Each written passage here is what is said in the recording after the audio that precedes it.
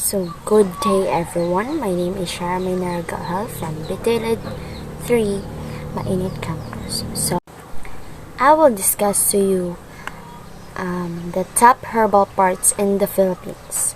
So, this is just a continuation. So, I have here first the sambong, or locally known as sagbong. Scientifically known as Blomea balsamifera. Here in the Philippines, these medicinal plants used to treat kidney disorders, cold, fever, rheumatism, hypertension, and other ailments. Then, the parts that can be utilized in sambong are leaves, even or fresh or dried leaves. It is also matured, healthy, fully expanded leaves are harvested while senescent leaves are discarded. The air dry until they crumbled when crushed with the fingers and store in amber-colored bottles in a cool or dried place. Then, uses of folkloric. Leaves are full taste for abscesses in swine and ruminants. And also, roots and leaves for fevers and cystitis in swine for our animals. Then, for preparation, if we have fever, decoction of roots must be, then boil 2 to 4 handfuls of leaves. Then if we have headaches, apply pounded leaves on the forehead and templates. Hold in place with a clean piece of cloth. So if we have gas distension or hilab in Tagalog, boil 2 teaspoons of chopped leaves of sambong in 1 cup of water for 5 minutes. Then drink the decoction while warm. You can also use as for upset stomach, for example, for those postpartum, for mother's bath after childbirth. And you can use it also for diuretic. Boil 2 tablespoons of chopped sambong leaves in 2 glasses of water for 15 minutes. Take 1/2 of decoction after every meal, then 3 times a day. Used for example for those who have skin diseases. Next, we have wild tea or chaang gubat as one of the top herbal parts of the Philippines, and locally known chaang gubat and scientifically known as Eretia microphyllalam.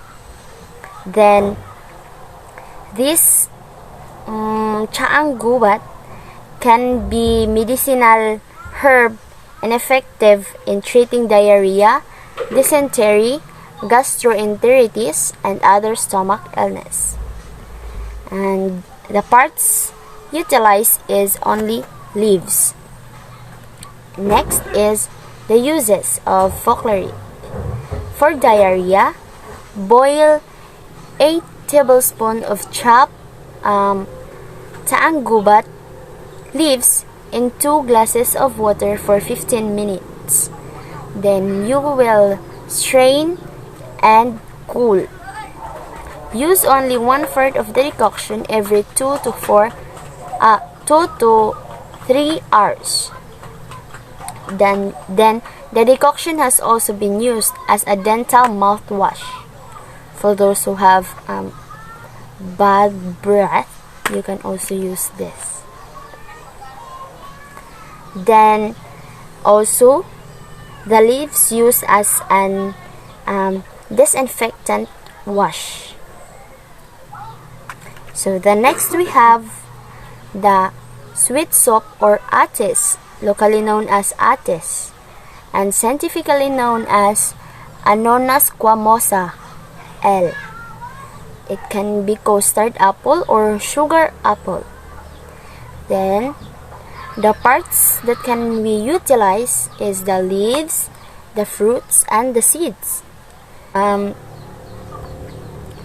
It can also treat for diarrhea, dysentery, fainting, or consciousness. Then, the leaves of atis can be also medicinal plants for livestock health care.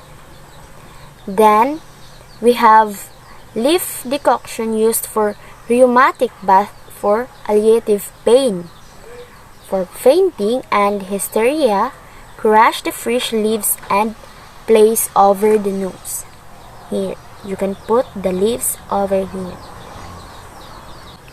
For infected insect bites, pound and extract the juice from one unripe fruit and apply the juice directly to the affected areas 3 times daily. Then for lice infestation for the head, atis can also be a herbal treatment. And you can pound 1/2 cup of atis seeds and mix with 1/4 cup of oil. Then apply mixture thoroughly to the hair. Then do daily for 3 to 5 days. Then in northern India, young leaves are used for diabetes, the leaves of atis. Then in Malaysia, used for skin infection, diarrhea, dysentery, and even UTIs. Even here in the Philippines, we can use atis leaves for those who have UTIs. Then next we have hibiscus or gomamilla, locally known as gomamela, and scientifically known as Hibiscus rugosa sinensis Linn. And it can be medicinal herb. It is used an expectorant for coughs, cold, sore throat, fever, and bronchitis. And the parts that can be utilized for gomamilla is flowers, roots, and even the leaves. Harvest the roots and leaves any time of the year. Wash it, cut into slices, and sun dry. Here in the Philippines, uses of folkloric flower buds of gomamilla beaten to a paste, then apply as poultice to boils. Then those who have cancerous swellings and mumps. So for mumps, infection of the urinary tract, use the gomamilla leaves and dried drug materials in 15 to 30 grams. Boil the decoction and drink. For abscesses, carbuncles, and boils, crush the fresh leaves and poultice the infected area. Then you can also decoctionate the roots for coughs. So now we know that even the roots of gomamilla can be used for coughs. Then infusion of poultice of leaves used for headaches. Decoction of roots used as drops for sore eyes. Seeds used as a stimulant and for cramps also. Then even the leaves can be also decoctionate for fevers. Also, gomamilla can be infusion of flowers and leaves used as expectorant in bronchitis.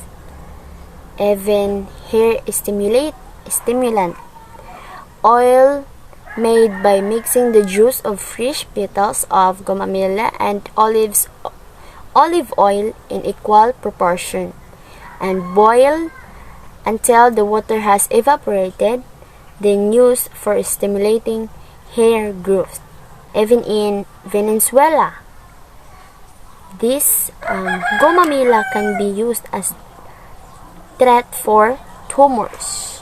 We all know that gumamilla is just a flower, but now, according to the some researchers, gumamilla is also a herbal for those who have wounds, fevers, even coughs, even in our hair. It can also be used. Next, we have ginger, or locally known as luya, and in Tagalog is luya, and scientifically known as Gingiber officinale. This is one of the top herbal parts in the Philippines. It has many uses as a medicinal herb, with the antifungal, the anti-inflammatory, antibiotic, diuretic, antiseptic properties. So this luya can be the parts that can be utilized in luya or ginger is the tops, the leaves, and the edible roots. So yeah. Next, so we have the uses of luya. The pounded rhizome alone or mixed with oil, used for diarrhea in swine and internal parasites for ruminants also. Then, as a digestive aid and for inflatulence and tympanism, decoction of the rhizome drunk as a tea.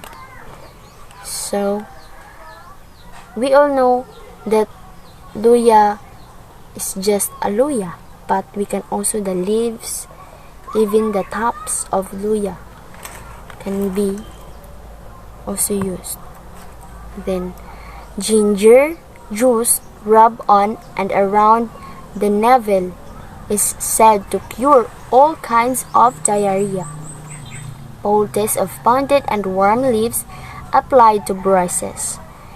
Ginger can be taken with rock salt before meals. Is said to clean the tongue and throat and increase the appetite.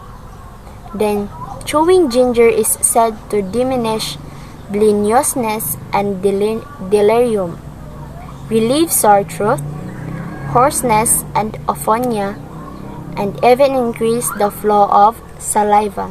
Personal experience, I have a friend whose habit is chewing luya before singing, because for him, his throat made and feel fresh before singing. Also here in Mainit, we have salabat. That salabat is made of ginger. So that would be all my report. Thank you.